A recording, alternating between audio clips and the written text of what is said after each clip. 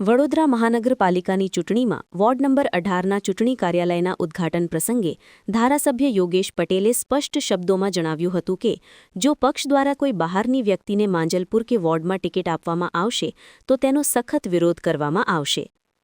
તેમણે નામ લીધા વગર કેટલાક નેતાઓ પર નિશાન સાધતા કહ્યું કે ભાઈ તારા વિસ્તારમાં લડને, અહીં શું કામ છે? અહીં અમારી પાસે સક્ષમ કાર્યકરો છે। તેમણે વધુમાં ઉમેર્યું કે વર્ષોથી પક્ષ માટે મહેનત કરનારા અને બસો ભરીને કાર્યક્રમોમાં પહોંચાડનારા સ્થાનિક કાર્યકરોનો જ ટિકિટ પર પ્રથમ હક છે। ચૂંટણી પહેલા ભાજપમાં ઉઠેલો આ વિરોધનો સૂર પક્ષ માટે મુશ્કેલી સર્જી શકે છે। શું હાઈકમાન્ડ યોગેશ પટેલની વાત માનશે કે પછી શિસ્તના નામે કડક હાથે કામ લેશે? મેં એના બાયોડેટા બી ના લીધો, ભાઈ તારા વિસ્તારમાં લડતા એવું છે, અમારા બહુ કાર્યકર્તાઓ છે।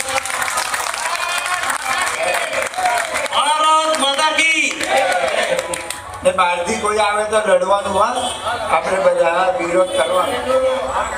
આજે જો ભાઈ મહેનત આપણે કરી છે, આપણે બધે ફર્યા છે, આપણે મોટરો બસ ભરી છે, આપણે બધું જે પાર્ટીએ જે કીધું છે આપણે કર્યું, તો આપણાને ચાન્સ મળવો જોઈએ।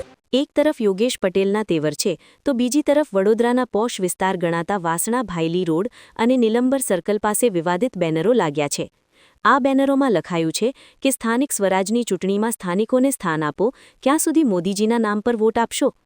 બેનરોમાં #ProModi અને બીજેપી વિરોધી લખીને ગૂંચવણ ઊભી કરવામાં આવી છે।